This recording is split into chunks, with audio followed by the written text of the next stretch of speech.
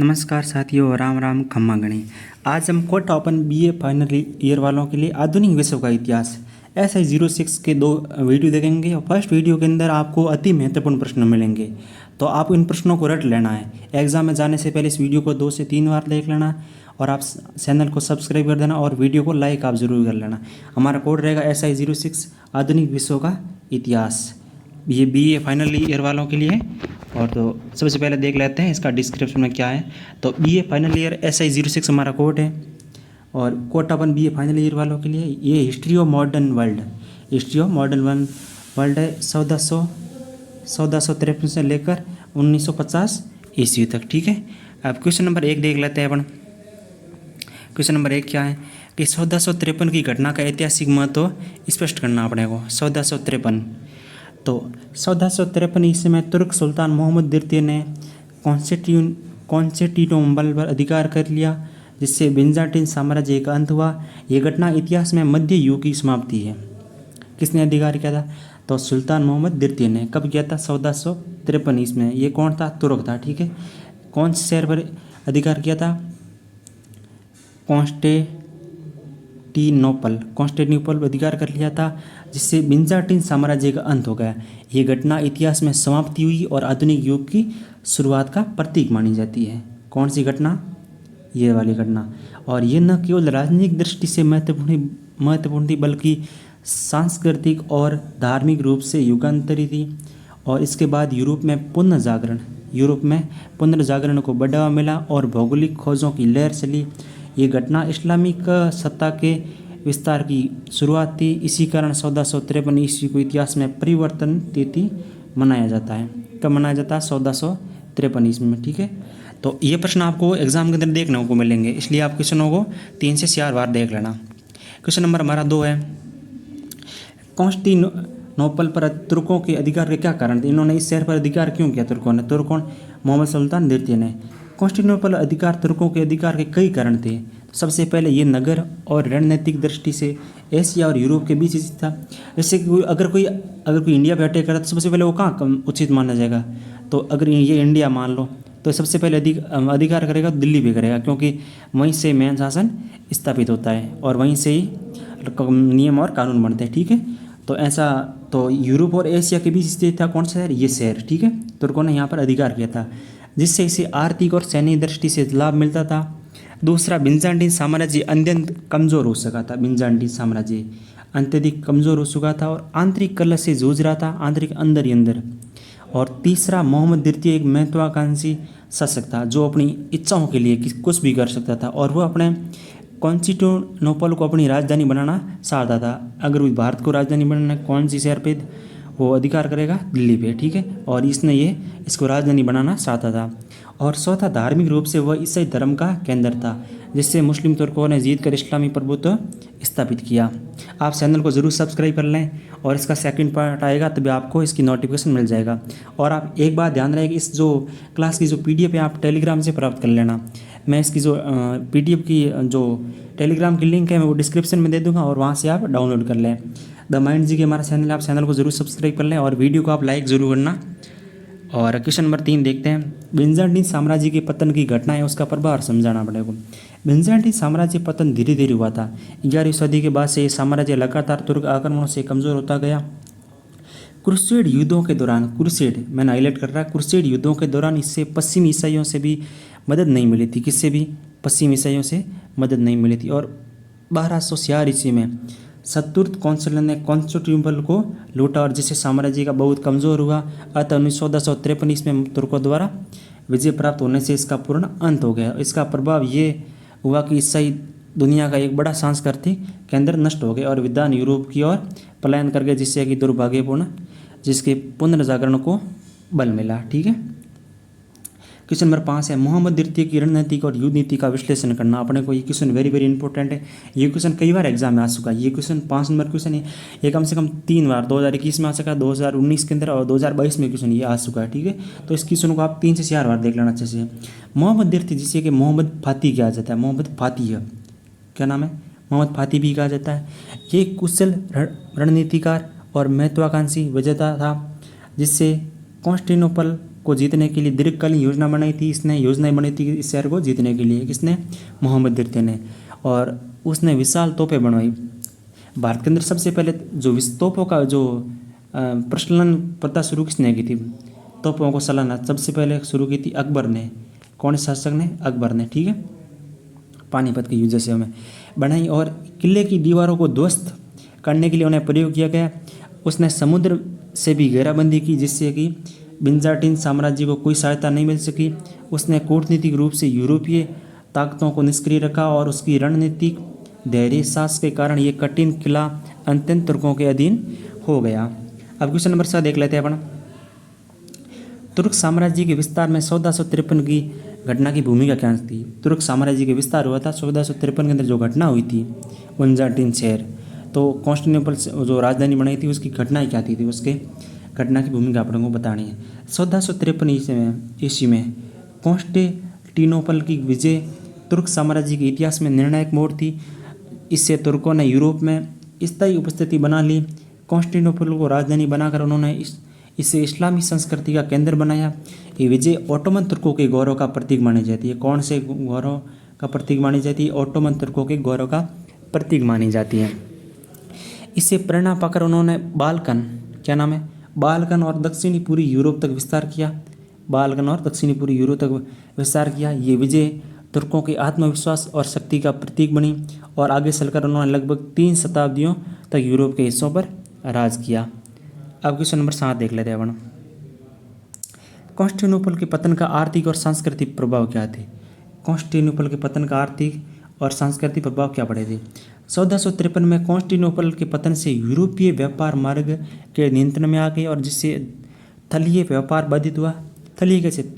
थल पर, जमीन पर, और समुद्री मार्गों की खोज हुई थी। फिर उससे जल मार्ग जो कि समुद्री मार्ग की खोज हुई थी और इसके कारण भारत और अमेरिका की खोज हुई थी। भारत को और अमेरिका की खोज किसने की थी? वास्को डी गामा ने, ठीक है। वास्को डी गामा ने खोज हुई। और सांस्कृतिक दृष्टि से ग्रीक और बिजान्टाइन विद्वानों का यूरोप की ओर पलायन हुआ जिससे पुनर्जागरण को बल मिला।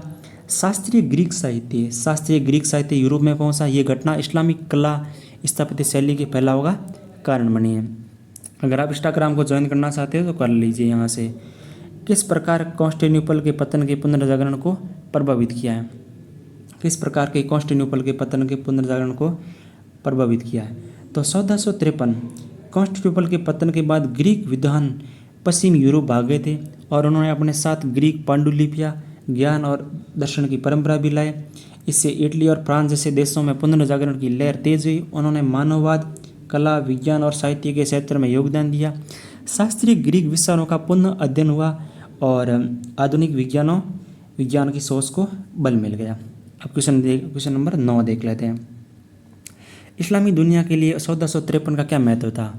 ये क्वेश्चन थोड़ा इंपॉर्टेंट है। इस्लामी दुनिया के लिए 1453 क्या महत्व था? 1453 की विजय ने इस्लामी दुनिया को गौरव और शक्ति का प्रतीक प्रदान किया। कॉन्स्टेंटिनोपल जैसे प्रमुख ईसाई नगर को जीतकर इस्लामिक साम्राज्य ने अपने प्रभुत्व को सुदृढ़ किया और इससे ओटोमन तुर्कों की प्रतिष्ठा बढ़ी और ये इस्लामिक जगत का प्रमुख राजनीतिक और धार्मिक केंद्र बना। तुर्कों ने इस नगर को इस्लामिक बुल के रूप में विकसित किया, ठीक है। अब क्वेश्चन नंबर देख लें 10। यूरोपीय व्यापार मार्गों में क्या बदलाव आए? यूरोपीय व्यापार मार्गों में क्या बदलाव आए? तो 1453 के बाद पारंपरिक थलीय व्यापार मार्ग जो भारत और चीन से मध्य होकर यूरोप तक आते थे तुर्कों के कब्जे में चले गए। इससे यूरोपीय व्यापार को भी भारी कठिनाई हुई। परिणाम स्वरूप यूरोपीय देशों ने समुद्री मार्गों की खोज हुई। वास्को डी गामा, ये मैंने आपको पहले बताया, वास्को डी गामा द्वारा भारत और कोलंबस द्वारा अमेरिका की खोज इन्हीं प्रयासों का हिस्सा रही है। वास्को डी गामा, भारत की खोज किसने की थी? वास्को डी गामा, ठीक है। क्वेश्चन नंबर 11 है 1453 की घटना और भौगोलिक खोजों के संबंध की व्याख्या करनी है। 1453 में तुर्कों के कॉन्स्टेंटिनोपल पर अधिकारों से यूरोप और एशिया के मध्य व्यापार मार्ग अवरुद्ध हो गया था। इससे कि यूरोपीय देशों को पूर्व के देशों तथा पहुंचने के लिए नए मार्ग खोजने की आवश्यकता पड़ी। फलस्वरूप वास्को डी गामा, कोलंबस और मैगलेन जैसे खोजकर्ता सक्रिय और नई भूमि की खोज का युग प्रारंभ। ये फर्स्ट टॉपिक है अपना। आप चैनल को सब्सक्राइब जरूर कर लेना, वीडियो को आप लाइक ज़रूर कर लें। द माइंड जी के हमारा चैनल है, आप चैनल को सब्सक्राइब कर लें और वीडियो को लाइक ज़रूर कर लें। बिजान्टाइन संस्कृति का पतन और उसका प्रभाव क्या थे? तो ये क्वेश्चन ज़्यादा इंपॉर्टेंट नहीं है। अब क्वेश्चन अपन देख लेते हैं। ये फर्स्ट टॉपिक है। तो क्वेश्चन नंबर 14 देख लेते हैं अपन। यूरोपीय साम्राज्यवाद की नींव में 1453 की घटना क्या थी? यूरोपीय साम्राज्यवाद की नींव में 1453 की घटना की भूमिका क्या थी? तो देखते हैं क्या घटनाएं थी। 1453 के बाद यूरोप के राष्ट्र पूरी व्यापार मार्गों की बाधित हो जाने से समुद्री मार्ग खोजने लगे। इससे नए भूभागों की खोज हुई और उपनिवेशवाद की शुरुआत हुई थी। और अमेरिका, अफ्रीका और एशिया में उपनिवेश बसाना इसी प्रक्रिया का हिस्सा रही थी। इस प्रकार 1453 में साम्राज्यवाद की बीज बोए गए थे। अब क्वेश्चन 15 भी ठीक ठाक है। अब क्वेश्चन नंबर देख लेते हैं अपन 17 नंबर क्वेश्चन। 17 नंबर क्वेश्चन क्या है कि तुर्क शासन में कॉन्स्टेंटिनोपल पर सामाजिक और धार्मिक स्वरूप क्या थे? 1453 तुर्कों ने कॉन्स्टेंटिनोपल को राजधानी रंग में रंगा। ईसाई चर्चों को मस्जिदों में बदला गया था। इस्लाम जैसे कि वहाँ पे जैन धर्म, जो अन्य धर्मों के लोग रहे, उनको लोगों को मस्जिदों में कन्वर्ट कर दिया। ईसाइयों के चर्चों को मस्जिदों में बदला गया और इस्लामी शिक्षा, न्याय और प्रणाली स्थापत्य को बढ़ावा मिला। फिर भी तुर्कों ने ईसाइयों को कुछ धार्मिक स्वतंत्रता दी, ये मगर इस्लाम और ईसाई धर्म के अस्तित्व का उदाहरण बने रहे। अब क्वेश्चन नंबर देख लेते हैं अपन सेकंड टॉपिक है। क्वेश्चन नंबर हमारा 2 रहता है, जो कि BA फाइनल ईयर में PSI 06 में हमारा 2 नंबर टॉपिक रहेगा पुनर्जागरण। कौन सा टॉपिक रहेगा? पुनर्जागरण। पुनर्जागरण क्वेश्चन नंबर का 1 नंबर देख लेते हैं टॉपिक का। पुनर्जागरण क्या है, इसका संक्षिप्त परिचय दीजिए अपने को। पुनर्जागरण क्या है, इसका संक्षिप्त परिचय है कि पुनर्जागरण का अर्थ है कि पुनर्जन्म, और ये एक सांस्कृतिक, बौद्धिक और कलात्मक आंदोलन था। कैसा था? सांस्कृतिक, बौद्धिक और कलात्मक आंदोलन था जो 14वीं से 17वीं शताब्दी के बीच यूरोप में शुरू हुआ था। यह आंदोलन प्राचीन ग्रीक और रोमन सभ्यता के ज्ञान, कला या मानवतावादी विचारों के पुनर्जागरण पर आधारित था। इसका आरंभ इटली में हुआ, बाद में ये पूरे यूरोप में फैल गया। इसने मध्य युग की धार्मिक सोच को चुनौती दी और तर्क, विज्ञान तथा व्यक्ति की संरचना को प्रोत्साहित किया। आप चैनल को सब्सक्राइब कर लें, वीडियो को लाइक कर लें। मैं आपको यह एक बात यहाँ पे बता देना चाहता हूँ कि आपको ये सारी की सारी PDF है आपको टेलीग्राम से प्राप्त कर लेनी है। टेलीग्राम द माइंड जी के नाम से है और मैं इसकी टेलीग्राम की जो लिंक है और पुनर्जागरण में मानवतावाद का क्या अर्थ है, ये क्वेश्चन इंपॉर्टेंट है अपने लिए। पुनर्जागरण में मानवतावाद का क्या अर्थ है कि मानवतावाद, ह्यूमनिज्म पुनर्जागरण का मूल विचार है। ये विचारधारा मानव को सृष्टि का केंद्र मानती है। इससे व्यक्ति की बुद्धि, विवेक, आत्मबल और स्वतंत्रता पर जोर दिया गया। ये धार्मिक कट्टरता का विरोध करता है। शिक्षा, तर्क, कला, साहित्य और नैतिकता को मानव के विकास का आधार मानता है। मानवतावाद ने धार्मिक बंधनों को तोड़कर ज्ञान का नया युग आरंभ किया। क्वेश्चन नंबर 5 है, पुनर्जागरण काल के प्रमुख कलाकारों के नाम लिखिए। पुनर्जागरण इटली के शहर से हुआ था। पुनर्जागरण में कई महान कलाकार जो इतिहास के अंदर कला को उस नई ऊंचाइयां दी। तो कौन से वो कलाकार, इनका कलाकारों के नाम देख लेते हैं। कौन से कलाकार है? सबसे पहले एक है लियोनार्डो दा विंसी, जो इसका चित्र है मोनालिसा। विश्व की सबसे खूबसूरत महिला मानी जाती थी मोनालिसा। और वर्तमान में मोनालिसा भी आपको पता ही है कहाँ से प्रसिद्ध हुई थी। तो इतना कुछ खूबसूरती का इतना कुछ है नहीं, पर वो ऐसे दर्शा रखा है। तो माइकलएंजेलो ये कलाकार है और इसका जो चित्र है सिस्टाइन चैपल की छत पर चित्रण। राफेल एक कलाकार है, उसकी जो पेंटिंग है स्कूल ऑफ एथेंस। और 4 नंबर पे है डोनाटेलो, मूर्ति कला के क्षेत्र में। इन कलाकारों ने यथार्थवाद और मानव भावना को चित्रों और मूर्तियों में जीवंताएं किया। आप चैनल को सब्सक्राइब जरूर कर लें, वीडियो को आप लाइक जरूर कर लें। एक लाइक से आपके कुछ नहीं जाता, ठीक है। तो पुनर्जागरण और विज्ञान में क्या अंतर है, ये क्वेश्चन इंपॉर्टेंट है, आप देख लेना। ये क्वेश्चन 3 बार एग्जाम में आ चुका है। मैंने इस पेपर को जब मैंने सॉल्यूशन देखा था तो 3 बार आ चुका। पुनर्जागरण और विज्ञान में अंतर संबंध क्या है, तो हम लोग को संबंध बताना, कई बार अंतर भी आ जाता है, ठीक है। तो इनमें संबंध क्या है कि पुनर्जागरण काल में वैज्ञानिक दृष्टिकोण को बल दिया गया था। कौन से काल में? पुनर्जागरण काल में। लेकिन लोगों ने धर्म से परे जाकर प्रकृति के रहस्यों को तर्क और प्रयोग द्वारा समझाना आरंभ किया। कोपरनिकस ने पृथ्वी के घूमने का सिद्धांत दिया था। कौन सा सिद्धांत? कोपरनिकस याद रहे, कोपरनिकस ने पृथ्वी के घूमने का सिद्धांत दिया था। गैलीलियो ने दूरबीन की खोज किसने की थी? गैलीलियो ने दूरबीन से ग्रहों का अवलोकन किया। और न्यूटन ने गुरुत्वाकर्षण बल की खोज की, नियम खोजा। इस प्रकार पुनर्जागरण ने आधुनिक विज्ञान की नींव रखी थी। क्वेश्चन नंबर 7 है, पुनर्जागरण काल के प्रमुख साहित्यकार कौन थे? पुनर्जागरण काल के प्रमुख साहित्यकार कौन थे? पुनर्जागरण के प्रमुख साहित्यकार हो जाएंगे दांते। ये थे divine comedy. Divine comedy Italy के थे। पेट्रार्क मानवतावादी विचारक। बोकासियो द डेकोमोरल। शेक्सपियर नाटक कलाकार और कवि। ये कहाँ के थे? इंग्लैंड के अंदर। ये अपने कंपटीशन एग्जाम में कई बार भी IRS के अंदर पूछा जाता है। और 5 नंबर पर 44 जो कि डॉन किवोटे के अंदर। ये लेखकों ने मानवीय अनुबोधों और समाज के। क्वेश्चन नंबर 8 तो ठीक है, देख लेना आप। 9 नंबर क्वेश्चन देख लेते हैं अपन। पुनर्जागरण का धार्मिक जीवन पर क्या प्रभाव पड़ा था? पुनर्जागरण ने धार्मिक कट्टरता को चुनौती दी। धर्म की निरंकुशता पर प्रश्न उठाए गए। लोगों ने धर्म के स्थान पर तर्क और विवेक को प्राथमिकता दी। इससे धार्मिक सुधार आंदोलन रेफॉर्मेशन को बल दिया गया था। व्यक्तिगत ईश्वर संबंधी सोच को स्वीकृति मिली और चर्च की शक्ति कम हुई। अब क्वेश्चन नंबर 11 अपना हो गया था। ये 12 नंबर क्वेश्चन देख लेते हैं अपन। पुनर्जागरण और राजनीतिक विचारों के विकास कैसे हुआ था? पुनर्जागरण काल में राजनीतिक सोच में भी बदलाव आया। इसे राज्य को ईश्वर की देन माना जाता था, लेकिन अब इसे मानव द्वारा संचालित संस्था के रूप में देखा गया। मैकियावेली की पुस्तक द प्रिंस, मैकियावेली की पुस्तक कौन सी? द प्रिंस, ने यथार्थवादी राजनीतिक सिद्धांत दिए। इसने धर्म और नैतिकता से अलग अलग राज्यों को देखा। राजनीति में व्यवहारिकता, शक्ति और शासन कुशलता को महत्व दिया। अगर आपको सारे के सारे क्वेश्चन पढ़ने हैं तो आप टेलीग्राम से इसकी PDF प्राप्त कर लें, ठीक है। वहाँ से आप सारे के सारे क्वेश्चन देख लेते हैं। ये अपना 2 नंबर टॉपिक है। 2 नंबर टॉपिक का 15 क्वेश्चन कौन सा है देख लेते हैं। पुनर्जागरण और औद्योगिक क्रांति में क्या संबंध है? पुनर्जागरण में तर्क और प्रयोग और विज्ञान को बढ़ावा दिया गया, जिससे तकनीकी आविष्कार संभव हुआ। विज्ञान और गणित की प्रगति ने मशीनों के विकास का मार्ग प्रशस्त किया। वैज्ञानिक सोच, नवाचार की भावना ने आगे चलकर औद्योगिक क्रांति को जन्म दिया। इस प्रकार पुनर्जागरण औद्योगिकीकरण और वैचारिक नींव बन गया था। औद्योगिकीकरण पुनर्जागरण की खोज हो गई थी, ठीक है। अब क्वेश्चन नंबर अपन 3rd नंबर टॉपिक के देख लेते हैं। 19 नंबर क्वेश्चन देख लेते हैं। पुनर्जागरण आंदोलन के प्रमुख कारण क्या थे? पुनर्जागरण आंदोलन के प्रमुख कारण क्या थे देख लेते हैं अभी। चुनिया चुनिया रातां दे विच तूं जद भी याद करा तूं।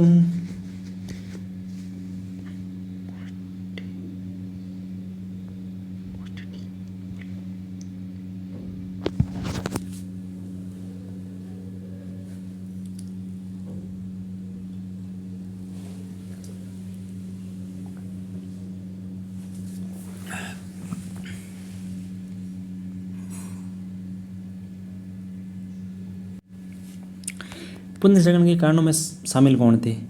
तो इनके प्रमुख कारण क्या थे? कॉन्स्टेंटिनोपल ने ग्रीक विद्वानों का पलायन किया था और प्राचीन ग्रंथों की पुनः खोज हुई थी और छापाखानों का आविष्कार हुआ, इसके कारण थे। और व्यावहारिक समृद्धि और नगरीकरण हुआ था। अब question number 3rd number topic के देख लेते हैं अपन। अब पहले हम 20 क्वेश्चन देखते थे, अब 10 लघुरात्मक क्वेश्चन देखेंगे। 3rd नंबर टॉपिक ये है हमारा नेपोलियन बोनापार्ट का उदय और शासन और पतन। तो नेपोलियन बोनापार्ट का जन्म कब और कहाँ हुआ था? नेपोलियन बोनापार्ट का जन्म 15 अगस्त 1769 को कोर्सिका द्वीप पर हुआ, जो इस समय फ्रांस के नियंत्रण में आया था। वो एक मध्यवर्गीय परिवार से था। फ्रांस और सैन्य शिक्षा प्राप्त की। कोर्सिका राष्ट्रीय और फ्रांसीसी सैन्य प्रशिक्षण से उसके व्यक्तित्व को आकार मिला था। अब क्वेश्चन नंबर 2 देख लेते हैं। नेपोलियन के उदय के प्रमुख कारण क्या थे? नेपोलियन के उदय के प्रमुख कारण क्या थे? नेपोलियन के उदय के प्रमुख कारण थे कि फ्रांसीसी क्रांति की अराजकता हो गई थी, कमजोर सरकार हो गई थी और सैन्य में योग्यता के आधार पर पदोन्नति और नेपोलियन की सैन्य प्रतिभा शामिल है। 1799 में इसने तख्ता पलटकर सत्ता अपने हाथ में ले ली और फ्रांस का प्रथम कौशल बन गया। क्वेश्चन नंबर 3 है। नेपोलियन को फ्रांस का सम्राट कब घोषित किया गया था? नेपोलियन को फ्रांस का सम्राट कब घोषित किया गया था? नेपोलियन को 2 दिसंबर 1846 को फ्रांस का सम्राट एम्पोरियम घोषित किया गया था, जो कि पोप की उपस्थिति में उसने समय को ताज पहनाया और उस सत्ता में अपनी सर्वोच्चता का भी प्रतीक था।